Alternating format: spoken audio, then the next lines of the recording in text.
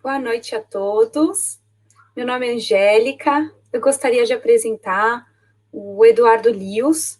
Somos MSL de doenças raras e nós dois hoje vamos conduzir a webinar. Em nome da Takeda, damos boas-vindas a todos os participantes. Temos certeza de que será uma excelente webinar. Os nossos convidados possuem uma vasta experiência nesse assunto.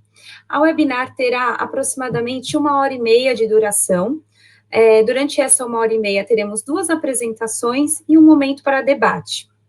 A doutora Carolina Finchinger fará uma apresentação de aproximadamente 20 minutos, baseada no artigo em que é coautora, SARS-CoV-2 Pandemic in the Brazilian Community of Rare Disease, a Patient Report Survey. Em seguida, o Dr. Salmo fará uma apresentação de também 20 minutos, abordando os tipos de vacina para a COVID e a interpretação do termo eficácia, quando se trata, de vacinas. Após as 2 apresentações, teremos um debate juntamente com a doutora Margarete Dalcomo. Neste momento, além das discussões entre os componentes dessa mesa, nós vamos repassar as perguntas que chegaram via chat. Durante esse período, os períodos das apresentações, nós manteremos os microfones no mudo para evitar possíveis interferências. Ao final do nosso encontro, eu os convido a responder uma rápida pesquisa de satisfação com perguntas gerais sobre o evento. É com grande satisfação, então, que eu apresento a doutora Carolina. A doutora Carolina, ela é médica geneticista do Serviço de Genética Médica do Hospital de Clínicas de Porto Alegre. Ela tem mestrado e doutorado em genética e biologia molecular pela UFRGS.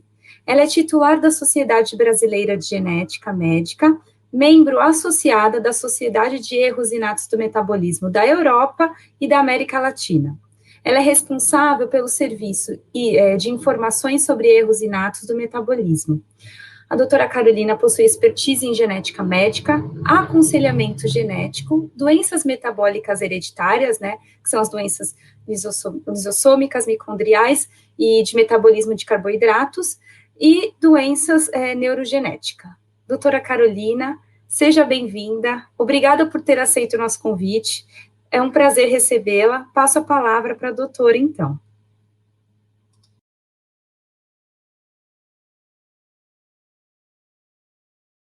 Do seu microfone, querida.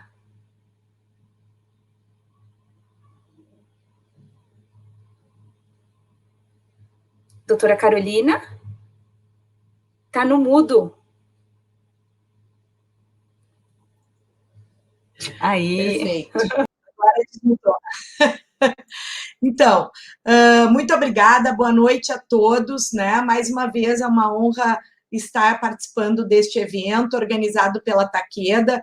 Recordo que aproximadamente, acho que 10, 11 meses atrás, eu tive em uma das primeiras lives também com a doutora Margarete Dalcomo, que para mim é uma honra poder participar de um debate junto com ela, e com o Dr. Salmo Raskin, que é meu colega geneticista e também com enorme conhecimento e atualização a respeito das vacinas para a Covid-19.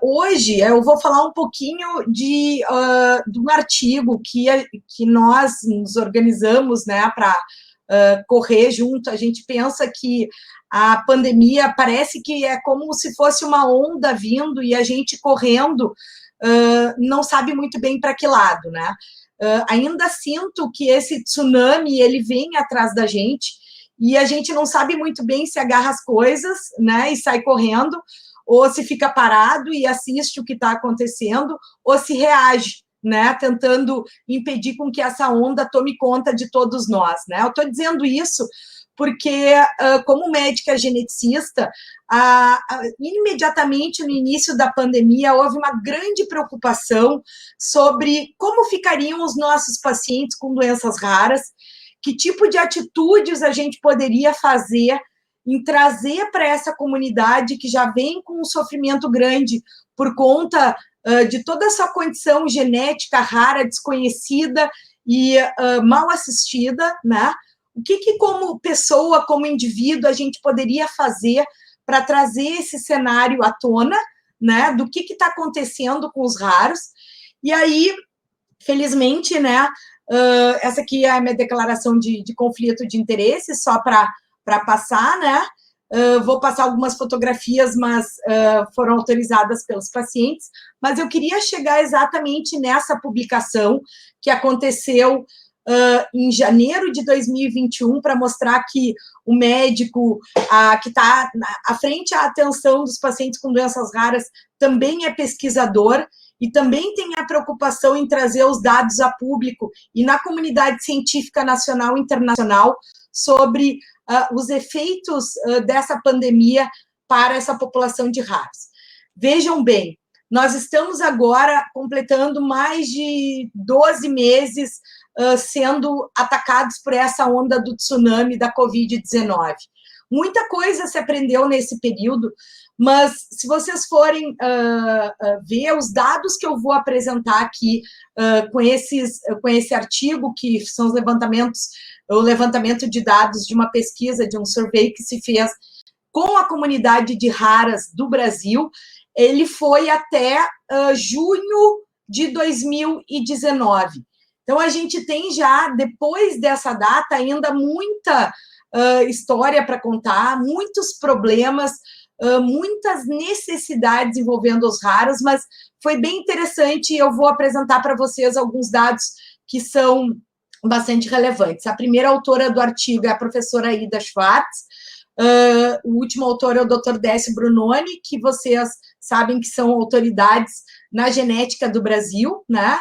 E há alguns colegas, o Natan, que é de Brasília, a Débora, a Daphne, que é do Rio de Janeiro, e o Matheus, que se incorporou ao grupo também para nos ajudar na parte mais do desenho do artigo, né? E eu agradeço bastante a doutora Ida e a doutora Débora por me ceder parte da organização desses slides que eu vou apresentar agora. Então, o que aconteceu? A pandemia Covid-19, ela levou a uma reorganização do sistema de saúde que priorizou o vírus, né? Tudo é Covid. Doutora, eu preciso ser atendido, mas não tem atendimento, tudo é Covid. O posto virou posto de Covid, a UPA virou UPA de Covid, o nosso hospital, ele centralizou o atendimento da Covid e impediu e trancou o atendimento a todos os pacientes, não somente com doenças raras, mas com doenças crônicas, hipertensão, diabetes, problemas oculares, porque o hospital ficou centralizado no atendimento da Covid.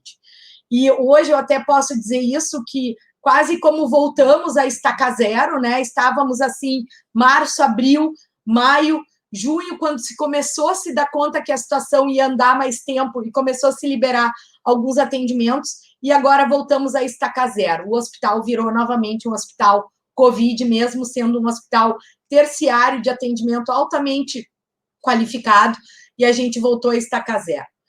Se estabeleceu medidas restritivas, os pacientes entraram em isolamento e, obviamente, a comunidade dos raros, que já era uma comunidade vulnerável, se tornou mais vulnerável ainda. Quem vai me atender? O que vai acontecer se eu ficar doente? E isso levou, então, uma necessidade de produção de dados que eu vou apresentar aqui.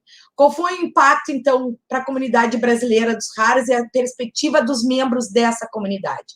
Então, baseado num questionário online que foi elaborado pela Eurordis, que é europeia, né? Se fez uma adaptação de 52 perguntas que estavam naquele questionário que foi aplicado aos raros da Europa, se fez uma adaptação àquele questionário aos raros do Brasil. O alvo, então, pacientes com doenças raras e seus cuidadores, e foi divulgado de 1º de junho a 5 de julho em todo o Brasil.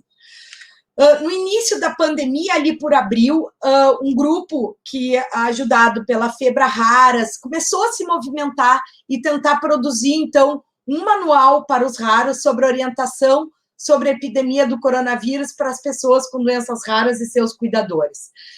Esse manual ajudou bastante.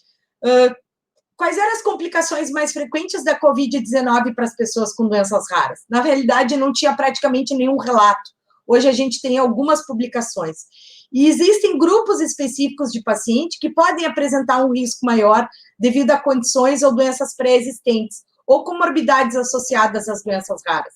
Infelizmente, a gente sabe que alguns pacientes com doenças raras, mesmo tendo se cuidado com isolamento, muitos foram perdidos nesse período, muitos pacientes.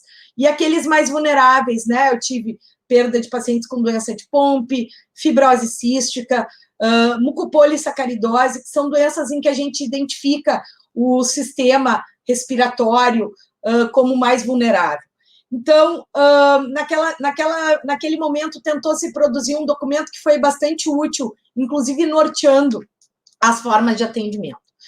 Nesse artigo, a gente conseguiu, então, ter uma abrangência mais ou menos grande da população brasileira, e parece que esse número de participantes, 1.460 respondedores, que são respondedores tanto pacientes quanto cuidadores ou responsáveis pelos pacientes, parece ser um número pequeno diante da imensidão do número de raros estimada no Brasil entre 7 a 12 milhões de indivíduos.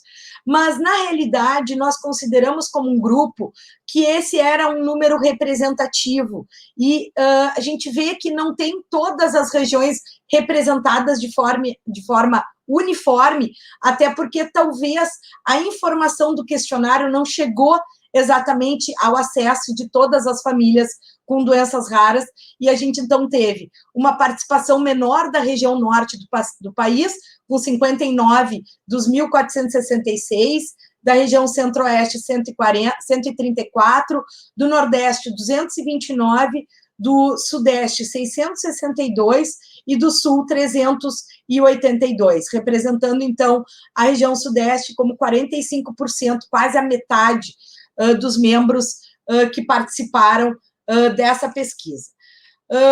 Interessante, né, então, que 66% dos questionários foram respondidos por cuidadores e 33% foram respondidos pelos pacientes, e aqui a gente tem, então, a idade, né, a gente vê que a comunidade dos raros e as doenças raras, sendo 80% genéticas, ainda são em crianças, então, mais da metade dos pacientes eram crianças abaixo de 18 anos, né, 781, tanto representado pelos cuidadores, 45% entre 18 e 64, e 1,2% acima de 65 anos com doenças raras. E aqui a gente tem a distribuição dos respondedores nas diferentes regiões, né, conforme eu tinha apresentado no mapa anterior, e 92% dos casos havia um paciente por residência e 42 sem uma renda formal, mostrando realmente que mesmo ao acesso ao celular para poder responder a pergunta, muitas vezes era celular ou tablet, ainda o acesso a uma renda formal era de um grupo grande, né?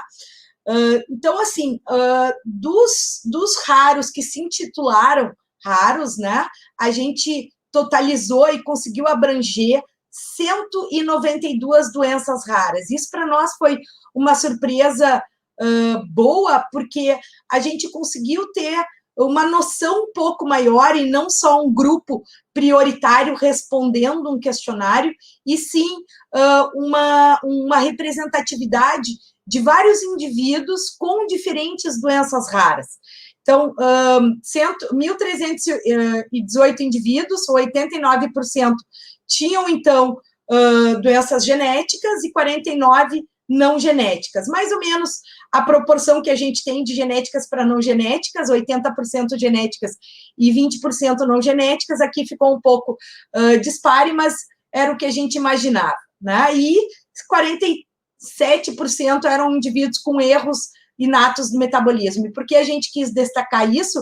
porque muitos pacientes com erros inatos do metabolismo se submetem a tratamentos crônicos, como reposição de enzima dentro de um ambiente hospitalar, e era também importante a gente ver o impacto desse tratamento e da continuidade do tratamento para os pacientes com doenças metabólicas que têm riscos maiores de descompensação, por isso que houve essa diferenciação.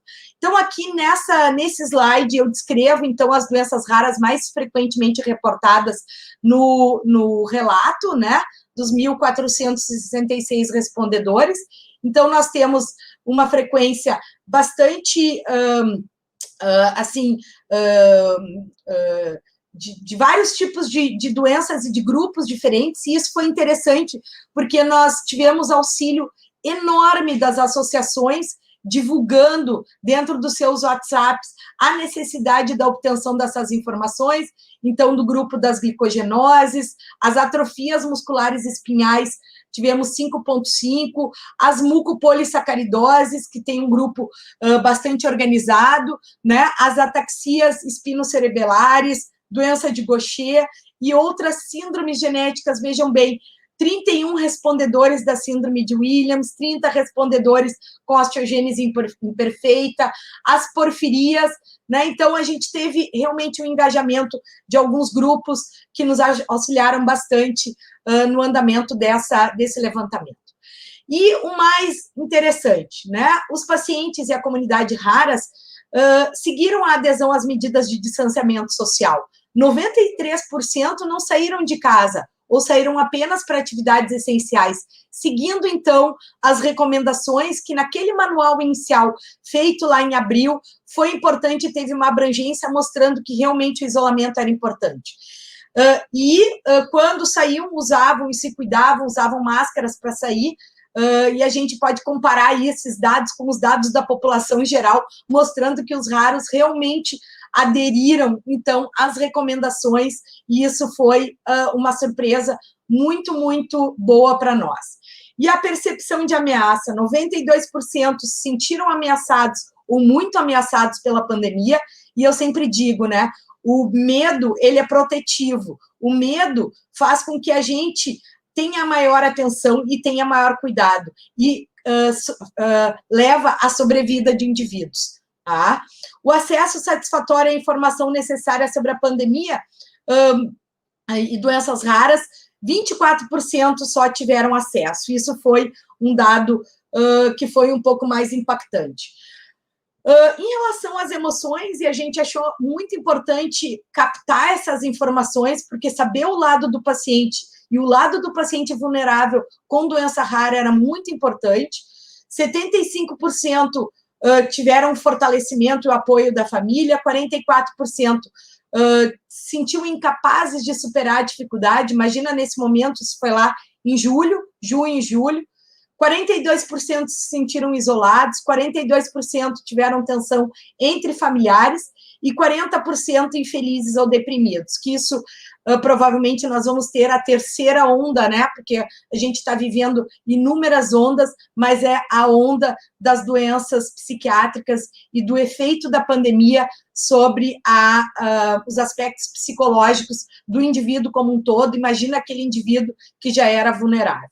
Então, o panorama resultou mais positivo para os pacientes com erros metabólicos, talvez porque, como eles têm tratamentos mais crônicos, esse tratamento se manteve de forma que o paciente tivesse mais contato com o seu médico em relação àqueles que não tinham tanta relação direta em função da sua condição ou da sua síndrome genética. Tá?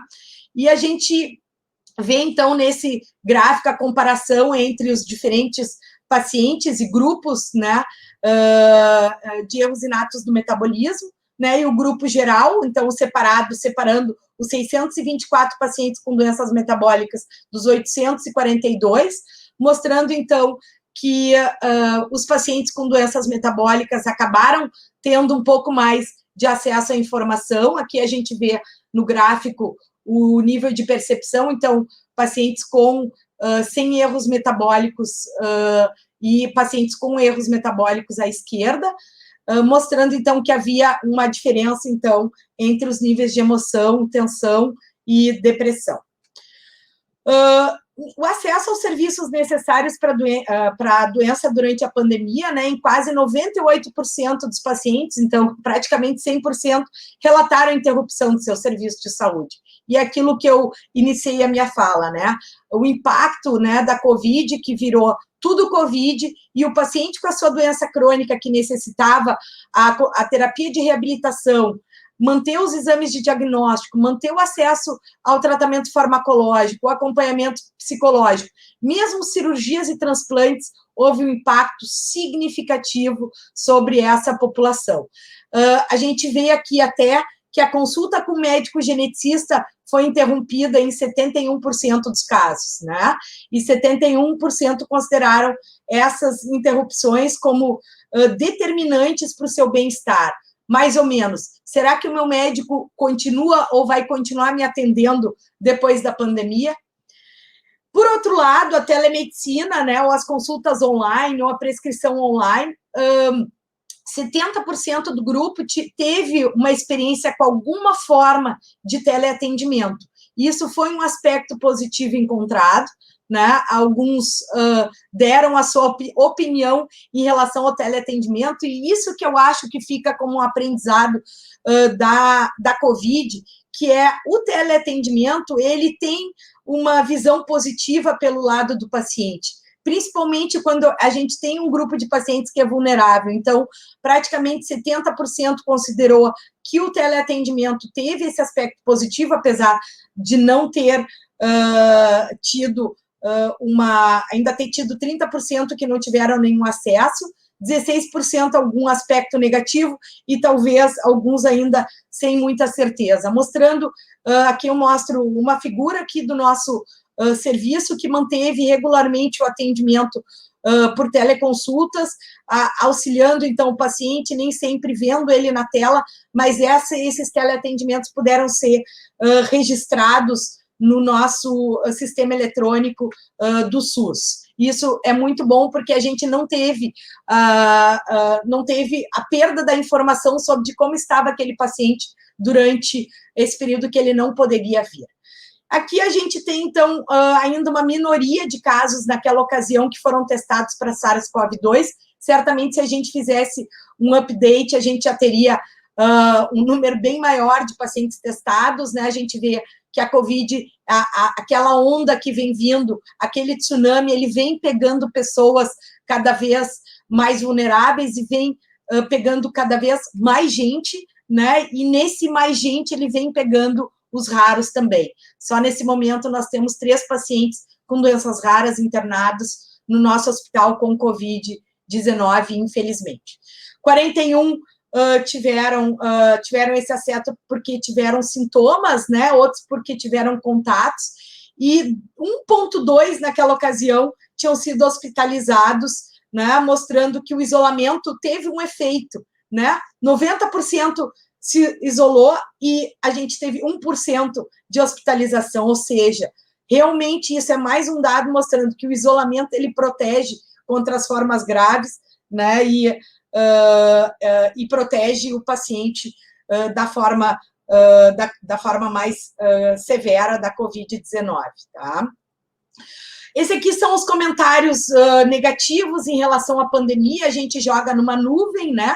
E esse aqui são os comentários que vêm dos pacientes, a gente vê principalmente a palavra medo, a falta, os cancelamentos, o medicamento, o tratamento. Então, isso foram palavras que vieram dos pacientes e palavras que vieram dos pais. Os pais com medo dos filhos, da perda, do medo dos exames, da falta de acesso a um hospital, né? Dos cuidados. A gente vê aqui das fisioterapias, a fonoaudiologia, a gente vê que vem dos pais essa incerteza, essa ansiedade em relação aos cuidados. Os cuidados, os dados, comentários positivos, então, os médicos foram novamente, apareceram como dados positivos, tanto para os pais quanto os pacientes. Ficar em casa também, para alguns, se mostrou como um dado positivo, né? Então, interessante mostrar que as teleconsultas apareceu como dados positivos. A conclusão, né? A vulnerabilidade da comunidade rara foi incrementada, né, com esse atual cenário da pandemia. A gente ainda enxerga essa onda de tsunami pegando cada vez mais pessoas vulneráveis, e há medidas que garantem o acesso ao tratamento, a continuidade do atendimento para esses pacientes, como ter a telemedicina e o atendimento escalonado, são imprescindíveis. Decidir qual é aquele paciente que não pode ser atendido por teleconsulta e deve vir ao hospital e pedir que ele venha, dando segurança para aquele paciente que ele vai ser atendido e dando tranquilidade para aquela mãe que muitas vezes dentro do ambiente hospitalar não é o local em que ele vai pegar a Covid-19. A colaboração dos pacientes e seus cuidadores junto com o sistema de saúde é essencial e poderia ser necessário, inclusive, após a pandemia. Né? Então, nós temos mais estudos em andamento, que é agora o registro de pacientes com Covid-19 e doenças raras.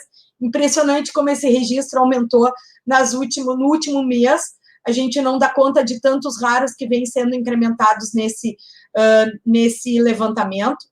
E, certamente, a gente vai ter que trabalhar com as sequelas da Covid-19 nos pacientes brasileiros com doenças raras e com doenças crônicas, e a evolução das medidas de contingenciamento nos serviços de referência de doenças raras da pandemia. Como que nós vamos poder uniformizar isso? Importante também ser criativo. Eu agradeço a todo o grupo, né, que tem trabalhado nisso, né? O Matheus apresentou o Beto e o coronavírus no World Congress, foi selecionado como o único trabalho oral de apresentação num congresso internacional a produção desse booklet. Foi uma apresentação oral, o único brasileiro. Ele apresentou sobre como concentrar-se positivamente nesse momento catastrófico e produzir coisas que são importantes para os raros. O Beto, então, é o nosso personagem que representa os pacientes com mucopolissacaridose, e a gente produziu, então, esse livro que ajudou os pacientes até num sentido de brincadeira e também definir como é que ficaria a terapia de reposição enzimática. Aos pacientes, ajude o Beto a responder algumas questões.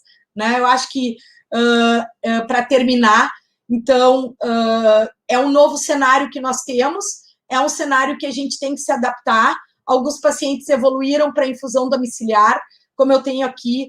Alguns pacientes conseguiram transformar esse período terrível num período em que eles conseguiram se adaptar também e tentar manter o seu tratamento com cuidados. Né? Essas fotos são todas gentilmente cedidas, algumas eu que tirei, alguns os pais tirando dos filhos em casa, recebendo a sua terapia em ambiente domiciliar. Então, eu termino aqui a minha fala agradecendo a oportunidade de estar divulgando e agradecendo aos meus colegas, novamente, por ter tido a oportunidade de ter trabalhado nesse projeto. Muito obrigada. Obrigada, doutora Carolina. Excelente iniciativa, essa pesquisa, muito desafiadora, mas fica de um próximo passo para as nossas próximas direcionamentos contra o Covid. A nossa próxima apresentação é do Dr. Salmo. O Dr. Salmo, ele possui graduação em medicina pela Universidade Federal do Paraná. Ele tem especialização em pediatria pela Universidade Federal do Paraná e em genética médica pela Universidade de Vanderbilt, em Nashville, no Tennessee, nos Estados Unidos. Ele possui mestrado e doutorado em genética pela Universidade Federal do Paraná. Ele é diretor do Centro de Aconselhamento e Laboratório Genética, em Curitiba, membro titular da Sociedade Brasileira de Genética Médica, presidente científico do Departamento de Genética da Sociedade Brasileira de Pediatria e atualmente é médico geneticista do Hospital do Trabalhador, CAIF, e do Hospital Nossa Senhora das Graças. Antes só do Dr. Salmo entrar, eu gostaria de lembrar a todos os convidados que vocês podem seguir enviando as suas perguntas via chat, que elas serão respondidas no momento do debate. Dr. Salmo, seja bem-vindo. Obrigado por ter aceito o nosso convite. É um prazer recebê-lo. Passo a palavra para o doutor, então. Boa noite a todos. É um grande prazer estar aqui com vocês, Agradeço muito o convite da Takeda. É uma honra estar junto nesse webinar com a doutora Margarete e com a doutora Carolina. E nos próximos minutos vou falar um pouco sobre as bases das vacinas e um pouco sobre a questão da eficácia das vacinas.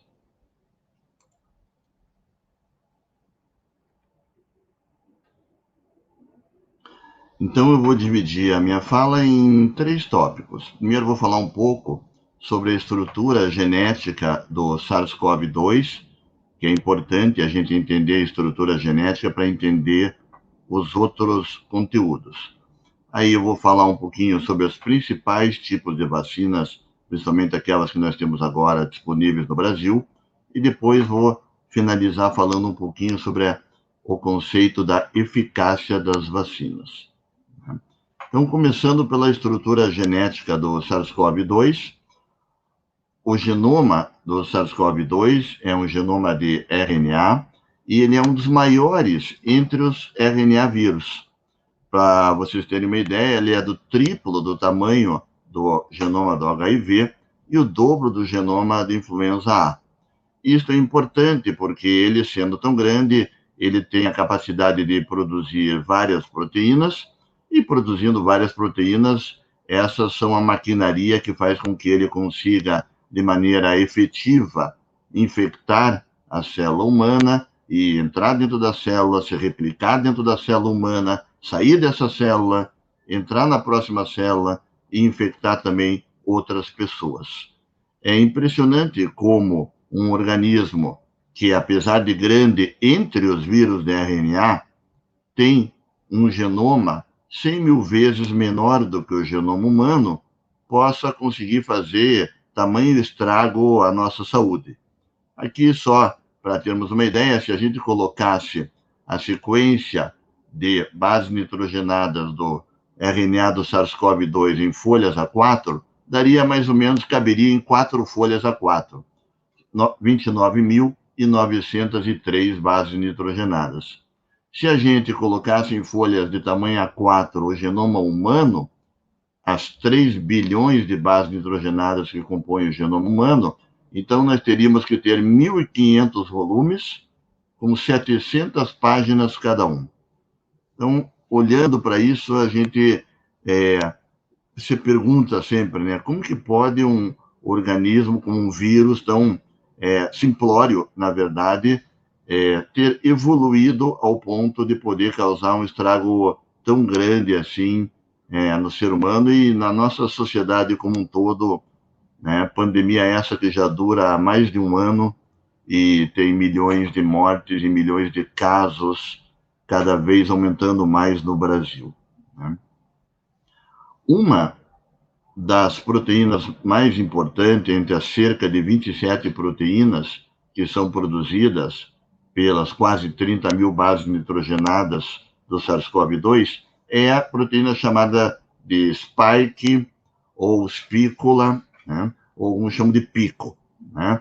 E aqui, então, está a sequência de bases nitrogenadas inteirinha, que é utilizada pelo próprio SARS-CoV para produzir a proteína spike. É uma sequência de cerca de 3 mil bases nitrogenadas, 3.831 bases nitrogenadas, que codificam para esta proteína que fica na superfície do vírus e que é a principal responsável em encontrar, né, o receptor AC2 da célula humana, se ligar de maneira forte a esse receptor, fundir a membrana do vírus com a membrana da célula humana e, então, ejetar o material genético do vírus para dentro da célula humana. Obviamente não é a única proteína, mas com esses atributos que eu acabei de explicar, ela é uma das principais proteínas, se não for a principal, né? E sendo a principal proteína, e principalmente sendo a proteína que é responsável pela conexão com a célula humana, ela também é a proteína que faz com que o nosso organismo produza anticorpos para se defender do coronavírus. de modo que a grande maioria das vacinas, quase todas elas, talvez com exceção de algumas que tenham o próprio vírus, né, inteiro, morto, como é o caso da vacina da Coronavac, as outras todas praticamente têm alguma relação com a introdução ou da sequência genética que produz a proteína spike dentro do nosso corpo, ou o RNA mensageiro proveniente dessa sequência genética que produz a proteína spike, ou a proteína spike propriamente dita, que agora também está presente em alguma das vacinas mais recentes que estão sendo introduzidas. De modo que entender, então, a proteína spike foi fundamental desde o primeiro momento, quando a sequência do genoma do SARS-CoV-2 foi revelada ao mundo inteiro, para que no dia seguinte as indústrias farmacêuticas começassem imediatamente a desenvolver as suas vacinas baseadas na sequência desta proteína spike. E o número de diferentes vacinas que estão sendo desenvolvidas e que já foram desenvolvidas para tentar nos proteger da Covid-19 é um recorde jamais visto em qualquer outra situação dentro da história da medicina, né? Mais de 100 vacinas estão sendo pesquisadas, sendo que pelo menos 21 delas já atingiram a fase 3, que é, como vocês sabem, a fase praticamente final, onde vai se estudar principalmente a eficácia e quanto aquela vacina protege ou não protege para o Covid-19 e também questões de segurança, mas essas já foram bastante estudadas nas fases 1 e 2 também, mas a eficácia ela é principalmente estudada na fase 3. Então veja um número enorme de vacinas que já atingiram a fase 3, sendo que temos pelo menos 6 vacinas já autorizadas e 6 até aprovadas. É interessante ressaltar também que temos 4 vacinas que já foram abandonadas, e isso é importante entender porque nem todas as vacinas chegam ao ponto final de fase 3 por inúmeros obstáculos que acontecem no meio do caminho, relacionados justamente a provas de segurança e a provas de eficácia da vacina, né? Então, o número de vacinas é impressionante e jamais tivemos um foco tão grande da comunidade científica no sentido de termos tantas vacinas. Os principais tipos de vacina podem ser subdivididos em praticamente 3 grupos, né? Eu ponho como primeiro aqui as vacinas de RNA mensageiro por alguns motivos. Talvez o principal é porque elas foram as primeiras realmente a chegarem ao final da etapa da fase 3 e terem demonstrado, agora que milhões e milhões de pessoas já foram vacinadas com esse tipo de vacina, terem demonstrado não só uma excelente segurança, mas uma excelente eficácia também. É muito notável que essas vacinas que jamais tinham sido utilizadas em amplo espectro populacional, elas conseguiram ser feitas em tempo realmente recorde, né? Foram as primeiras disponíveis, mas se a gente olhar hoje, que elas já não são mais as únicas que estão disponíveis em fase 4, nós vamos ver que elas são provavelmente as mais eficazes e as mais seguras de todas as vacinas. Esta foi uma das grandes revoluções que aconteceram na pandemia. Toda vez que a gente tem um período de guerra, e acho que ninguém tem dúvida que o que nós estamos vivendo é um período de guerra, na verdade, com a morte de pessoas em número muito maior do que muitas guerras, acaba tendo, de maneira secundária, um desenvolvimento tecnológico. Em todas as guerras aconteceu isso, e nessa guerra chamada pandemia do coronavírus também aconteceu. E a produção de vacinas de RNA mensageiro certamente vai ser relatada no final dessa história como um dos maiores avanços que aconteceram. Muitas pessoas que são pesquisadores da área consideram que as vacinas vão ter, historicamente, 2 períodos. Antes das vacinas de RNA mensageiro e depois da vacina de RNA mensageiro para a Covid. E muitos acreditam que muitas vacinas agora no futuro serão desenvolvidas baseadas na tecnologia de RNA mensageiro, inclusive aproveitando os conhecimentos, os obstáculos, as dificuldades e o grande sucesso que essas atingiram. Basicamente, elas consistem em usar a sequência de RNA mensageiro que eu mostrei para vocês da proteína spike, colocá-la dentro de uma microgotícula de gordura, né, uma nanoestrutura lipídica, e isto vai ser, então, injetado dentro do nosso músculo e vai entrar para dentro das nossas células e vai atuar ao nível dos ribossomos. Então, vai explorar a maquinaria normal que nós temos para traduzir o RNA mensageiro ao nível dos ribossomos e, com isto, vai formar uma sequência de aminoácidos que constitui justamente a proteína spike. Então, além da gente utilizar a própria maquinaria da célula para produzir a spike, nesse caso, a gente estará, de certa forma, enganando o organismo, que ao ver a produção da proteína spike, vai entender que o próprio coronavírus está dentro do nosso organismo, o que não é verdade, porque o coronavírus, como eu expliquei, ele é constituído por mais de 27 proteínas e não só a proteína spike. Mas o nosso organismo, ao reconhecer, né, esse antígeno, que é a proteína spike, vai entender que o próprio vírus pode estar presente no nosso organismo e vai produzir uma série de anticorpos no sentido de nos proteger do coronavírus. De modo que, depois da vacina, de algum tempo depois da vacina, se formos infectados pelo coronavírus, o nosso corpo possivelmente, e dependendo da vacina, posso dizer provavelmente, já terá produzido os anticorpos capazes de neutralizar, então, as proteínas do próprio coronavírus. Esse é o princípio da vacina, que, por sinal, nem sequer atinge o núcleo da célula, né, porque os ribossomos, como todos sabem, estão no citoplasma, então não tem como essa vacina alterar o material genético de uma pessoa, porque ela está longe de onde está o material genético da pessoa. Além do mais, o RNA mensageiro é, historicamente, uma molécula instável, degradável, e poucas horas depois de que esse RNA mensageiro é introduzido dentro do organismo, ele é já degradado e eliminado. De modo que essa vacina tem se demonstrado bastante segura por esses motivos.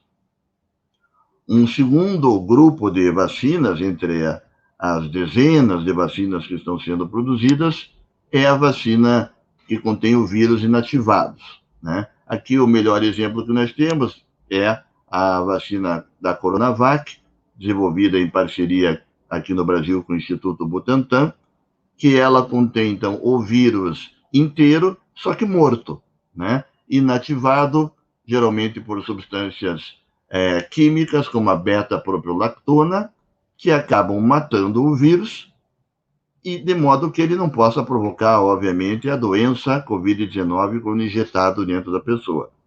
Essa tecnologia, que aqui a gente fala de maneira simplista, ela é uma tecnologia bastante complexa e que exige uma série de etapas até que você possa ter realmente esse vírus de maneira segura e inativada dentro de uma vacina e ainda com capacidade de enganar mais uma vez o organismo humano quando for colocado dentro do nosso corpo, de modo que ele ache que é um vírus vivo e produza, então, anticorpos contra as proteínas deste vírus.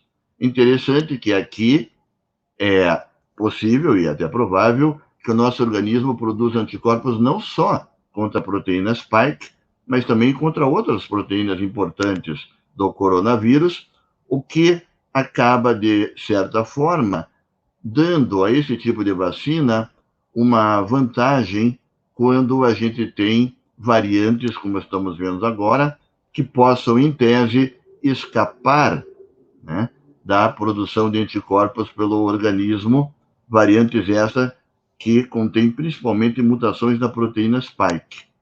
Aqui, como nós temos todas as proteínas do vírus, é possível que o corpo produza anticorpos contra inúmeras proteínas, E mesmo que alguns desses anticorpos não sejam tão efetivos para neutralizar a proteína spike com variantes, como a variante P1 aqui do Brasil, ele quase que certamente será útil para poder inativar outras proteínas que o vírus possui. E o terceiro grande grupo de vacinas são as vacinas que nós chamamos de vetoriais. Levam esse nome porque quem carrega o material genético para dentro da célula, nesse caso, é um vetor, né? E nós chamamos de vetor, neste caso, esta estrutura feita por engenharia genética, que geralmente é um vírus, o material genético de um vírus, onde é retirado os genes que produzem a infecção propriamente dita pelo vírus e produzem a capacidade de replicação do vírus. Então, ele não vai poder se replicar quando colocado dentro da célula humana. E neste lugar, onde se situavam os genes responsáveis pela invasão e também pela replicação, é colocado justamente uma sequência de DNA que vai, então, ser posteriormente, no núcleo da célula, transcrita para o RNA mensageiro da proteína spike. E a partir deste ponto, funciona praticamente igual às vacinas de RNA mensageiro. Essa, então, esse grupo de vacinas aqui, existem várias já sendo utilizadas, em especial a vacina desenvolvida pela AstraZeneca, em parceria com a Fiocruz. Temos também a vacina da Johnson & Johnson, da Janssen, que é uma subsidiária da Johnson & Johnson. A vacina do Instituto Gamaleya, da Rússia, também é de vetor. Todas elas utilizam como vetor o adenovírus. Né? O adenovírus, e ele é que é utilizado, então, para infectar as células e levar o material genético lá para dentro. Essas vacinas também não são muito antigas. Elas já tinham sido utilizadas ao nível populacional, mas só recentemente ao nível populacional, em vacinações para o ebola na África.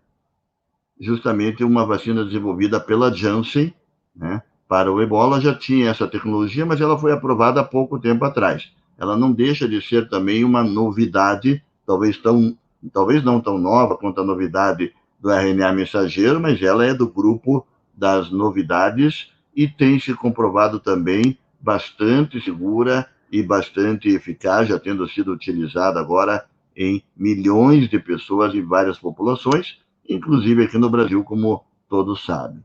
Né? Das principais vacinas que poderão ser distribuídas no Brasil estão nesse quadro. Destacam-se, como já falei, a Coronavac, né, a vacina de AstraZeneca, né? Ambas devem ser dadas, a princípio, num primeiro momento, apenas para pessoas com mais de 18 anos de idade, porque nas fases de teste não foram incluídas pessoas menores de 18 anos de idade, então a gente ainda não tem dados sobre a segurança e efetividade delas em menores de 18 anos de idade, o que tem um impacto muito grande sobre os indivíduos com doenças raras, visto que cerca de 80% a 75% dos indivíduos com doenças raras, eles têm menos de 18 anos de idade. Na verdade, não são só essas duas, né? Praticamente nenhuma das vacinas desenvolvidas até esse momento já está licenciada para menores de 18 anos de idade. Algumas, como a da Pfizer, já estão licenciadas para a faixa etária de 16 a 18 anos de idade, e também depois de 18 anos de idade, obviamente. Mas agora, nesse momento, existe um avanço muito grande no sentido de desenvolver vacinas para a faixa etária menor de 16 anos de idade. A Pfizer mesmo já, inclusive, está bastante avançada nesse estudo, e daqui a um mês, mais ou menos, ela já vai mostrar resultados preliminares, e se eles forem positivos, no sentido de segurança e eficácia, vão solicitar autorizações, em primeiro lugar, para o FDA, e creio que, obviamente, para as outras instituições de segurança, inclusive a nossa própria Anvisa, para que pelo menos os adolescentes possam ser logo vacinados também. E agora, a Moderna começa a desenvolver vacinas, assim como a Janssen, para uma faixa etária, inclusive, menor do que 12 anos de idade, porque as crianças, sim, vão precisar ser vacinadas em um segundo momento por diversos motivos, certo? Falamos sobre a estrutura genética do SARS-CoV-2, falamos sobre os tipos principais de vacinas, obviamente de maneira resumida, e uma palavra final sobre a eficácia das vacinas.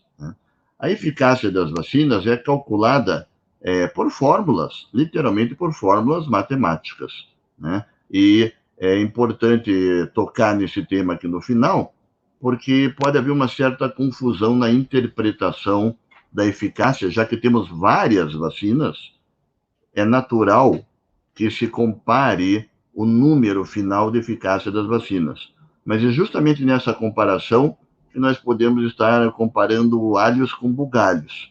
E podemos chegar daí a conclusão erradas de, por exemplo, achar que uma vacina é muito melhor do que a outra e uma muito pior do que a outra, quando possivelmente não se trata disso, né? A eficácia das vacinas, ela é calculada e analisada na fase 3 dos estudos, onde praticamente todas as estratégias são similares.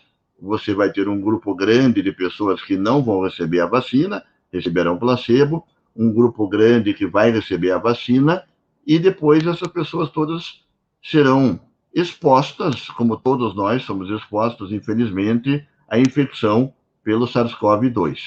E aí você vai acompanhar essas pessoas todas e vai tentar entender quantas delas foram infectadas, né? Aqui temos um exemplo, então, de uma vacina, onde 162 pessoas foram infectadas no grupo placebo e apenas 8 pessoas foram infectadas no grupo que recebeu a vacina. Sem fazer ainda muito cálculo aqui para frente, dá para ter uma óbvia ideia que essa vacina ela está protegendo as pessoas que a recebem muito mais do que as pessoas que não a recebem. Aliás, a eficácia, no final das contas, é exatamente isso. É mostrar qual é a diminuição do número de casos e de infecções, principalmente, que acontece no grupo que recebeu a vacina versus o grupo que não receberia a vacina. E isto leva ao termo risco de infecção, onde você simplesmente divide inicialmente o número de pessoas infectadas naquele subgrupo pelo número total de pessoas testadas naquele subgrupo. Aqui, por exemplo, nós vamos ter um risco de infecção de 0,74%, e no grupo de baixo, um risco de infecção, obviamente, bem menor, de 0,04%. Né? E, às vezes, você pode olhar esses números e achar que eles não são lá tão diferentes uns dos outros, mas quando você aplica isso a grandes populações, que são as populações que vão receber a vacina, aí você vê como uma pequena diferença nesses grupos aqui já gera uma diferença substancial na prática quando essas vacinas forem aplicadas, né? Então, aqui você vê, por exemplo, uma simulação com a população dos Estados Unidos, e aí você vê que aqui, então, podem ser infectadas praticamente 2,5 milhões de pessoas com essa taxa aqui, né? Já no grupo que recebeu a vacina, você vai esperar que apenas 131.200 sejam infectadas. E aí você consegue visualizar bem a diferença entre o efeito de uma vacina e o efeito de não receber a vacina, né? E aí você pega a diferença entre os riscos dos dois grupos, 0,74 menos 0,04, que vai dar 0,7%, e divide por 0,74, que é o risco de infecção do placebo. Pronto. Aí é que você vai ter aquele número mágico, né? No caso da vacina da Pfizer, que é esse exemplo que eu estou mostrando aqui, de 95%. Significa que as pessoas que forem vacinadas terão uma redução da chance de serem infectadas de 95%, comparando com a chance de uma pessoa que não recebeu a vacina. É isso que significa a eficácia de uma vacina. E aí nós vamos ver, por exemplo, né, no estudo que todo mundo acompanhou, né, de maneira muito atenta em relação à vacina Coronavac, que ela tinha diferentes eficácias, né? Claro, ela tinha diferentes eficácias porque existem vários níveis de proteção de uma vacina. Uma vacina pode proteger a pessoa de ter uma doença leve, ela pode proteger a pessoa de ter uma doença moderada, pode proteger a pessoa de ter uma doença grave, inclusive de óbitos. Então, existe todo um espectro de proteção de uma vacina e ele não é homogêneo. A vacina não é homogênea na proteção a todos os espectros. Ela é mais eficaz em geral, justamente para proteger de casos graves e moderados, e protegendo de casos graves, é natural que ela proteja do óbito, e a eficácia dela vai caindo quando você vai se aproximando dos casos mais leves, que é mais difícil de proteger, e mais difícil ainda é proteger de ser infectado pelo coronavírus. Então, isso é muito importante, porque a gente ainda não tem claramente uma ideia baseada em publicações científicas se as vacinas, essas de primeira geração, se é que podemos chamar assim, quanto elas vão nos proteger de se infectar pelo coronavírus. Nós já temos uma boa ideia de que elas são ótimas para proteger de doença moderada e grave e de óbito, mas ainda não temos uma ideia de quanto elas vão nos proteger de infecção.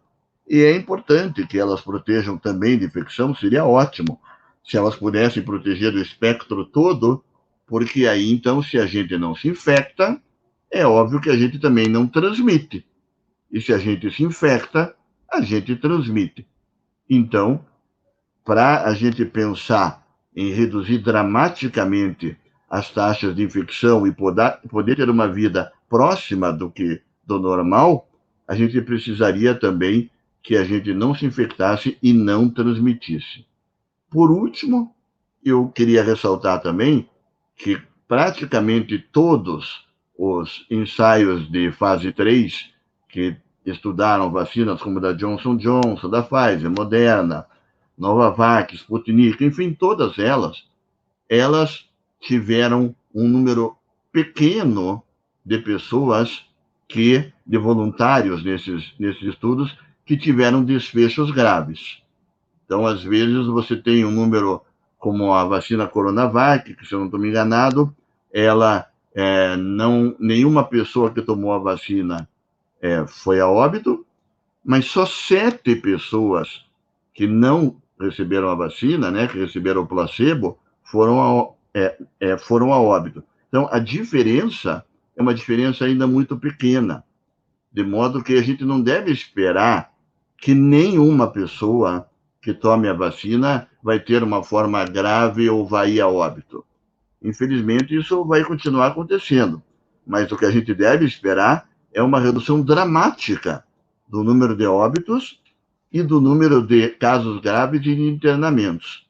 O melhor exemplo que nós já temos hoje em dia é a vacinação feita em Israel, um país pequeno que conseguiu vacinar já boa parte da sua população e, com isso, obteve uma redução dramática do número de óbitos e também de hospitalização, inclusive, do ponto de vista de saúde pública, reduzindo enormemente os seus custos com UTIs para pessoas com Covid.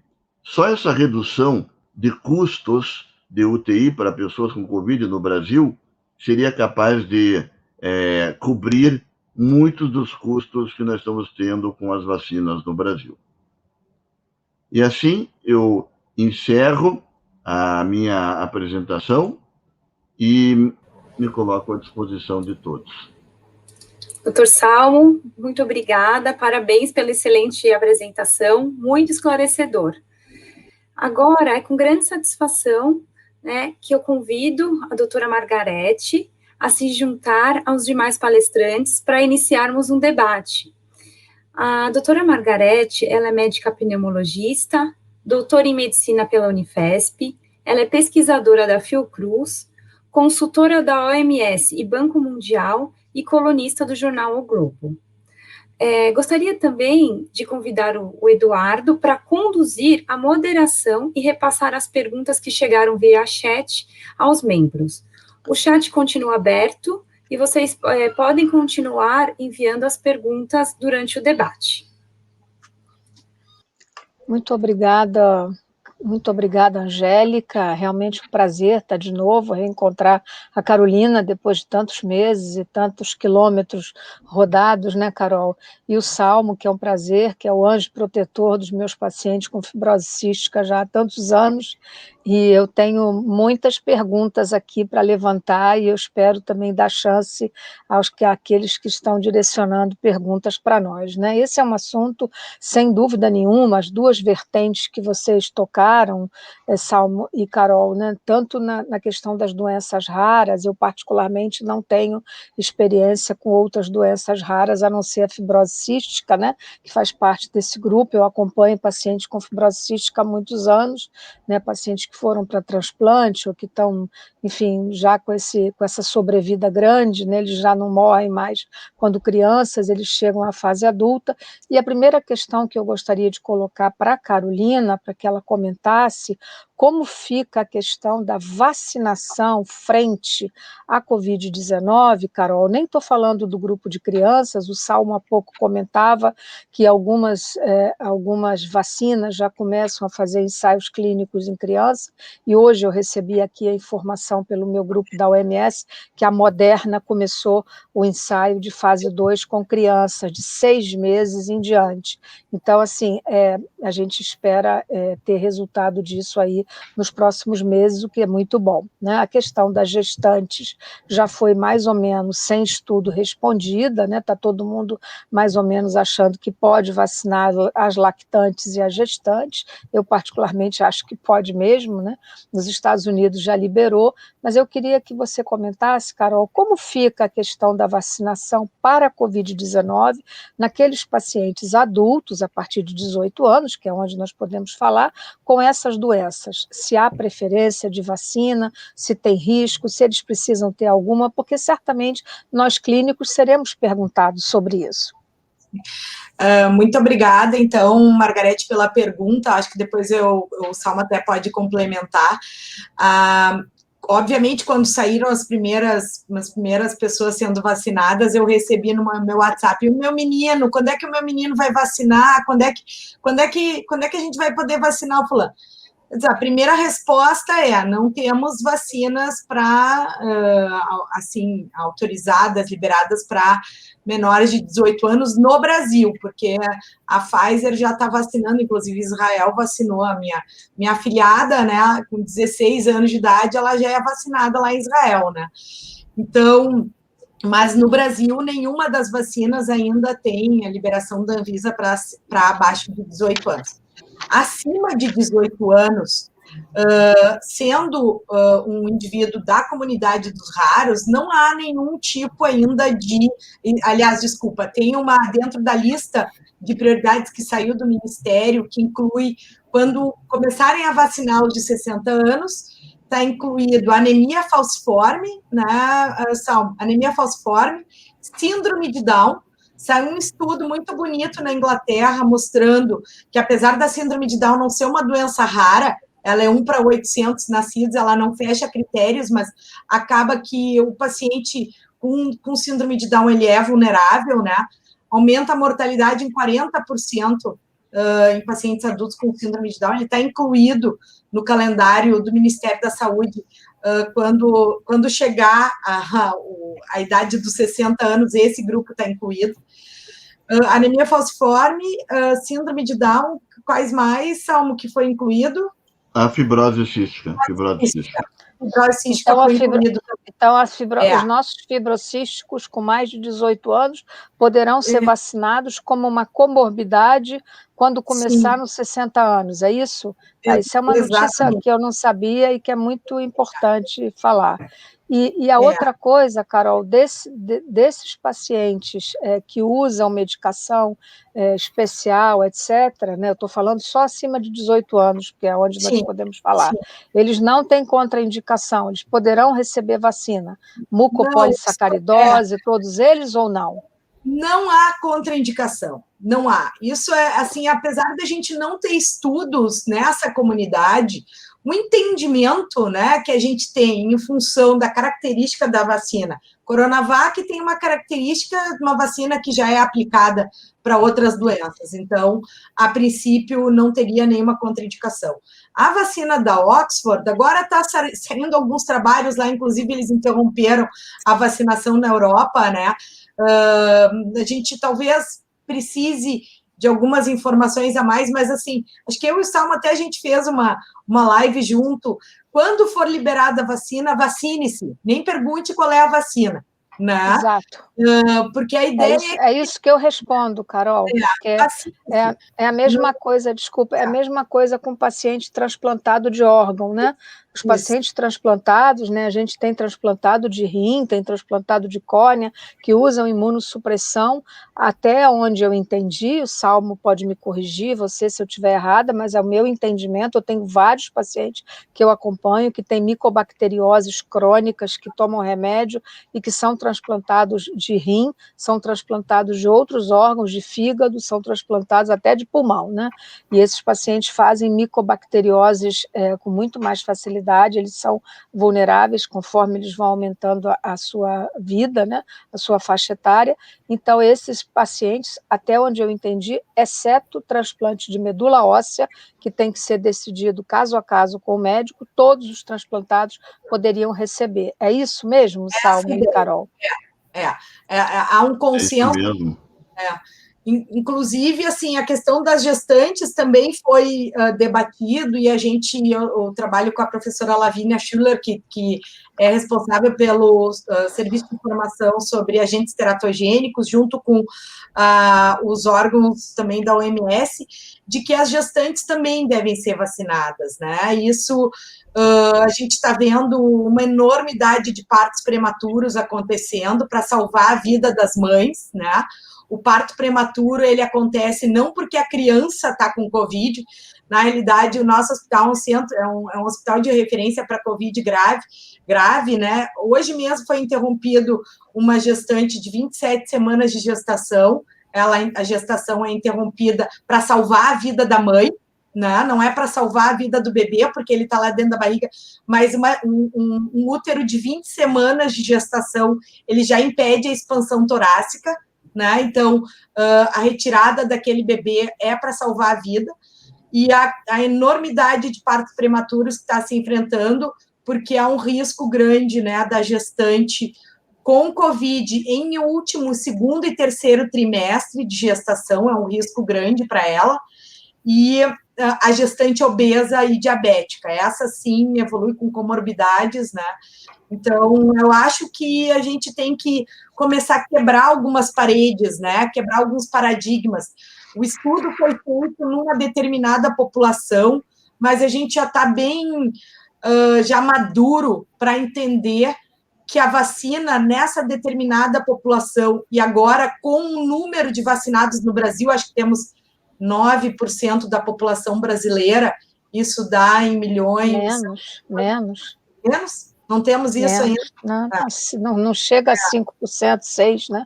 É muito pouca gente vacinada. Vamos dizer... Com 2 doses, né, Carol? Com 2 doses é muito pouca gente. Né? Isso, a gente não ouve eventos adversos, a gente ouve um que outro, uma cefaleia, uma dor de cabeça leve, uma dor no corpo 24 horas depois da vacina, mas a gente não ouve ninguém ter evento adverso. Está todo mundo bem. Eu também não tenho. Carol, eu com essa notícia que saiu, né, só uma parte, assim, que eu acho que é uma coisa polêmica e que despertou muita preocupação.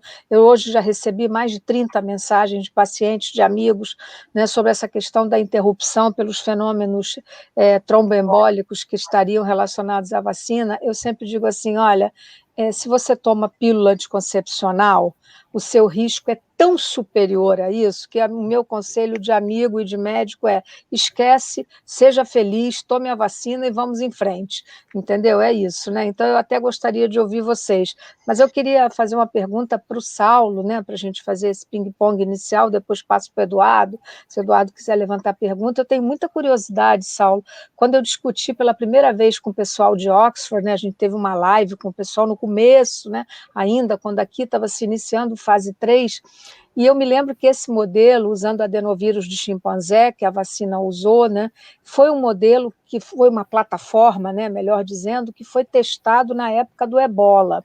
Né? E eu me lembro que eu trabalho num projeto do Banco Mundial, eu vou à África subsaariana, e eu cheguei muito perto lá na época do ebola, eles não deixam a gente entrar na área, né, por questão de segurança, óbvio, e a vacina estava sendo testada, e depois eu vi que não funcionou. O que faz não funcionar e funcionar, Salma, do ponto de vista, assim, como é que é isso?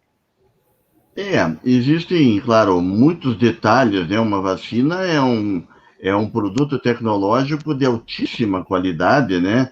E pode acontecer muita coisa para fazer com que ela não funcione. Mas um dos fatores que tem sido levado em conta é justamente diferentes regiões geográficas do mundo podem ter diferentes cargas de anticorpos já contra esses vetores. Isso não é homogêneo no mundo inteiro, né? Então, e também nós não temos uma boa ideia, principalmente na África, bom, no Brasil também acho que não, né, de qual é a porcentagem da nossa população que, por exemplo, já foi infectado por um adenovírus e já tem anticorpos contra o vetor, né? É importante ressaltar que não estamos falando de anticorpos aqui contra a proteína spike, nada disso. Não, é isso, Anticorpos exato. contra o vetor, né? Então, existe certamente uma prevalência diferente nas populações e esse é um dos fatores que pode ter grande interferência na eficácia da vacina. Porque isso é muito curioso, aproveitar né? Fazer uma pergunta para a professora Margarete a respeito da autonomia do Brasil na produção, né, dessas IFAs, né, da matéria-prima para produzir as vacinas. A professora Margarete tem tido um trabalho fenomenal nessa área junto à Fiocruz, e justamente sobre o mesmo assunto que nós estamos falando, as vacinas vetoriais, elas são complexas, né, para você poder fazer esta recombinância, né? Se é que podemos chamar assim.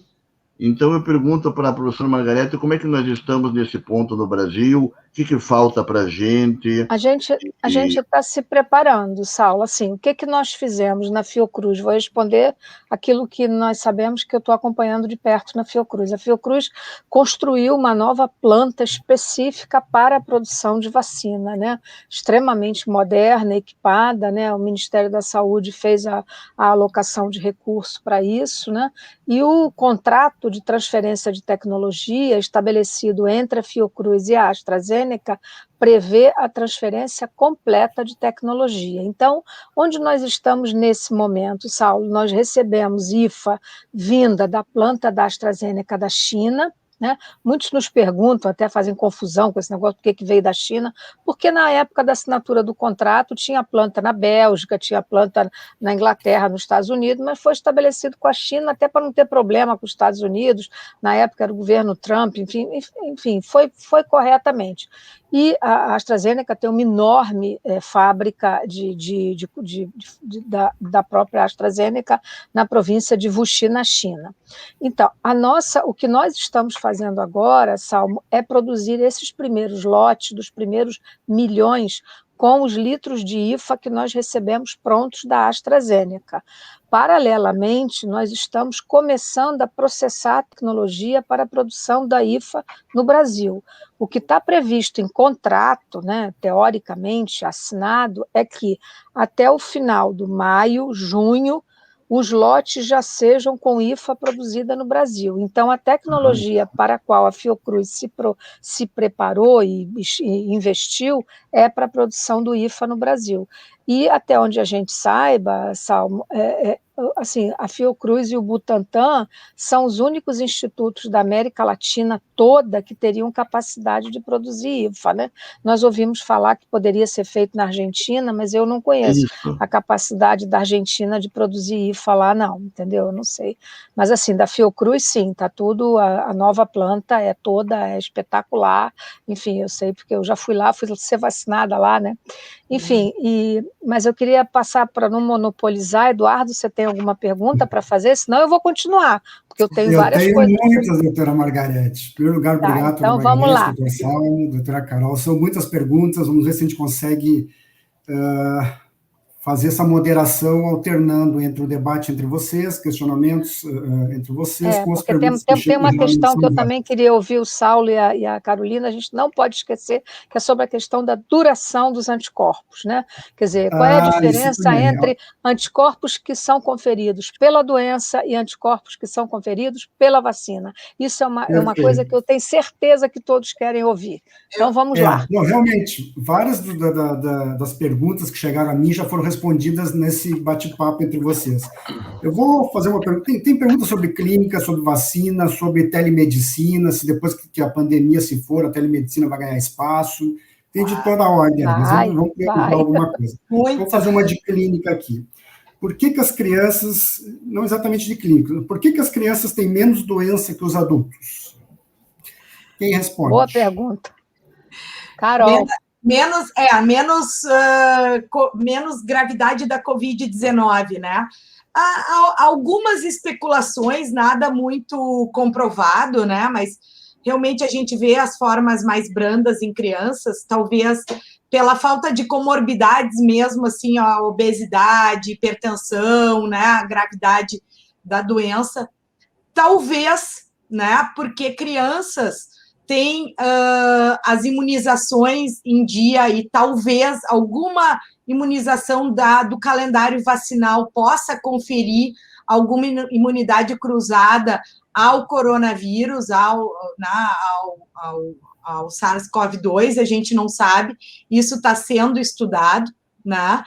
E a princípio, assim, o sistema imunológico da criança e a forma de como ela reage a uma infecção, porque muito parte da Covid, a criança tem o mesmo risco de ter Covid a um adulto. O que ela tem é menos risco de complicar, né? Então, o risco de pegar é o mesmo. O risco de complicar é que é muito mais baixo. E provavelmente porque o sistema imunológico da criança ainda não está talvez tão amadurecido quanto de um adulto, e a reação, né, é um pouco diferente. Não gera aquela cascata de inflamação que gera num indivíduo adulto. Isso, todas essas respostas a gente não sabe ainda, né? Depois eu posso complementar com uma informação bem quentinha sobre o tempo de imunidade da Coronavac, porque eu participo do estudo, eu sou voluntária da Coronavac, e eu tomei o placebo da Coronavac em agosto, né? E fui saber em janeiro que eu era placebo e tomei a vacina Coronavac. E eu tomei a minha segunda dose final de fevereiro, e eu perguntei como é que estavam indo os estudos, né? E muito interessante, o pesquisador principal, o Fabiano, do estudo da Coronavac aqui, com 1.300 participantes, o que eles estão vendo, né? Há uma curva de imunidade. Os indivíduos atingem o pico máximo de imunidade 5 meses após a segunda dose. É o pico máximo. E após 5 meses, ela começa a cair lentamente. Estamos falando de imunidade de imunoglobulinas. Tem a segunda imunidade, que é a imunidade das células T, que é diferente, que confere uma outra imunidade que pode ser mais duradoura. Mas o pico, ele vai ascendendo até o 5º mês, e a partir do 5º mês ele vai caindo. E fecha bem com a história. Os primeiros indivíduos no mundo que foram vacinados com a Coronavac foi em agosto. Setembro, outubro, novembro, dezembro, janeiro. Em janeiro, a gente está no 5º mês dos primeiros pacientes tendo sido vacinados, e com a coleta de sangue a gente consegue identificar qual é o pico de IgG, né? E é realmente isso que está acontecendo, para mostrar assim, logo depois que a gente faz, ainda não está com pico de estabilização, e ele vai atingindo. E quanto tempo dura? Precisamos de mais tempo. Perfeito. Vocês estão deixando a minha vida cada vez mais difícil aqui, porque não para de chegar perguntas. Mas vamos, doutora Margarete, eu não quero perder a oportunidade da sua presença. Por favor, tome a palavra de novo para fazer nova pergunta. Ou consideração, comentário. Tem uma pergunta que é muito, quer dizer, o fato da vacina ser feita com vírus inativado, por exemplo, é ou não é uma vantagem, já que os anticorpos não são especificamente contra uma proteína como a spike? Quer dizer, é ou não é, né? Essa é uma dúvida, né? Essa é uma pergunta para o Salmo responder. E a outra, Salmo, que é muito... eu até falei isso ontem, mas agora eu vou me certificar para ver se eu não disse nenhuma bobagem, né? Nós sabemos que as vacinas guardam, sobretudo as de RNA mensageiro, uma enorme plasticidade, ou seja, na presença de novas variantes, esse RNA mensageiro poderá ser facilmente recomponível, substituído? Então, essas duas perguntas eu sou muito curiosa de saber. Vamos lá, Salma. Então, em teoria, não há dúvida de que a vacina de vírus, né, inativado, pelas explicações até que eu mostrei, ela teria, até vou usar até o mesmo termo, uma plasticidade maior, né, para poder se defender, porque você está apresentando todas as proteínas do vírus, o nosso organismo vai produzir anticorpos contra várias proteínas e não só contra a spike. Na prática, nós vamos ter que ver como é que isso acontece. Na verdade, tudo vai se decidir na vida real, no mundo real. Então, estamos começando, como a Carol falou, a vacinação, né, com a Coronavac, principalmente há pouco tempo no mundo inteiro, e nós vamos ter que ver com as pessoas mesmo, né? O que vai acontecer com as pessoas como eu e como a Carol, que receberam a Coronavac, não sei se eu acho que a professora Margareta também recebeu a Coronavac, né? Não, eu recebi a AstraZeneca, porque fui vacinada na Fiocruz, né? Fui a primeira brasileira. Ah, foi a primeira. Muito bem. Então, eu e a Carol recebemos a Coronavac, né? Hã? Então, foi a primeira, né? A Fiocruz achou que, enfim, foi a primeira brasileira a receber. Ainda não tomei a segunda dose, porque são 12 semanas, né? E também eu queria que você comentasse sobre isso, essa plasticidade das de RNA mensageiro, Salmo, e também uma curiosidade, né? Por que a vacina da Johnson & Johnson pôde ser processada com um shot só em vez de 2? Quer dizer, o que faz tecnicamente essa diferença? Porque é tão mais fácil, do ponto de vista logístico, isso é realmente um espetáculo, né? Então, assim, o que faz essa diferença? Isso me foi perguntado e eu não sei responder, estou lhe perguntando, vou aprender agora. A pergunta anterior é mais fácil, então vou começar pela mais fácil, que é a vacina de RNA mensageiro, né? Que ela realmente tem, além de todas essas vantagens, que são realmente, né, vantagens, segura, eficaz, rápida, né? Puxa vida. Agora, inclusive, foi adaptada para não precisar de temperaturas tão baixas também, né? Então, realmente é sensacional. E elas têm essa capacidade de você modificar. Não é algo que possa ser feito também da noite para o dia, essa modificação, porque você vai ter que pegar uma nova sequência de RNA mensageiro, obviamente, né? Já pensando nessas variantes e nessas mutações que compõem cada uma dessas variantes. Mas isso é possível de fazer e já está, inclusive, em desenvolvimento isto, no sentido de que, em breve, vai ser necessário uma nova geração dessas vacinas, por causa das variantes, que são muito infectantes e estão tomando conta da prevalência. Então, as vacinas, elas perdem um pouco da eficácia e a gente quer vacinas com o máximo de eficácia possível. Então, se a gente pode fazer uma segunda versão que tenha a mesma eficácia original da vacina, isto vai acontecer. Às vezes, também, dá uma terceira dose da mesma vacina, ela pode ter também um efeito muito importante. Quanto à vacina, né, da Johnson, né, que é praticamente a única que tem uma só dose, algumas pessoas acreditam que isso tem a ver com a sequência e a modificação da sequência de RNA que foi feita na vacina da Johnson. Elas não são todas exatamente iguais. Quando a gente pensa assim, é a sequência da Spike. Bom, é a sequência da Spike, tanto na Pfizer, quanto na Moderna, quanto da Johnson, quanto na Gamaleya, mas elas têm peculiaridades. De cada uma dessas indústrias, ela colocou uma pitadinha de algumas coisas diferentes. Por exemplo, a presença e a inserção de 2 proninas na vacina da Johnson & Johnson parece fazer com que a eficácia dela possa ser tão grande em uma dose quanto outras que precisam 2 doses. Então, são detalhes que cada uma delas apostou na estrutura da vacina inicial, que nós vamos ver na prática mesmo se isso vai acontecer, né? Aparentemente, a vacina da Johnson & Johnson, né, precisa de uma dose só, mas, por outro lado, nós recentemente aprendemos que a vacina Oxford pode ser distanciada tanto e quanto mais ela for distanciada, né, ela melhora, né? Ela melhora. Ela melhora. Porque os fase 3 já mostraram que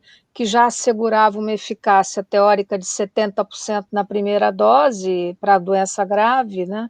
Então, assim, e a outra pergunta, Eduardo, que eu sei que a gente está com pouco tempo, que também mas tenho certeza que as pessoas têm muito interesse em saber. Mas está perfeito, a senhora realmente fez uma pergunta que chegou bastante. Se será possível nós, 2 questões, né? Se eventualmente, por exemplo, uma vacina de 2 shots, né, como a Coronavac, se eventualmente poderia ser feito um terceiro como um reforço, é uma pergunta, né? Se isso é possível, plausível, estou falando em plausibilidade, né? E se será possível, adequado, plausível também, utilizar 2 plataformas diferentes numa dose e uma e outra.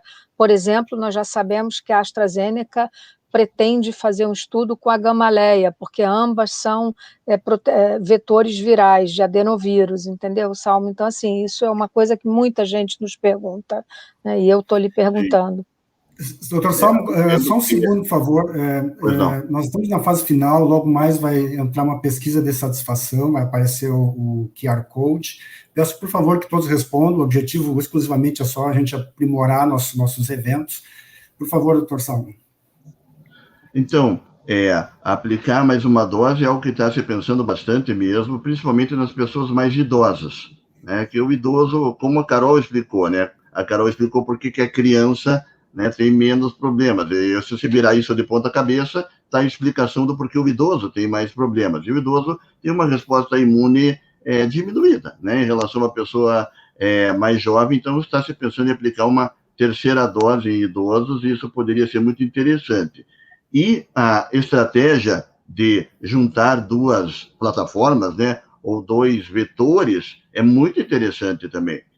Eu gosto de falar sobre isso porque a gente tem, não sei se todos, mas algumas pessoas têm alguns preconceitos contra os russos, contra os chineses, né? Mas os russos pensaram nisso lá atrás, na elaboração da vacina, né?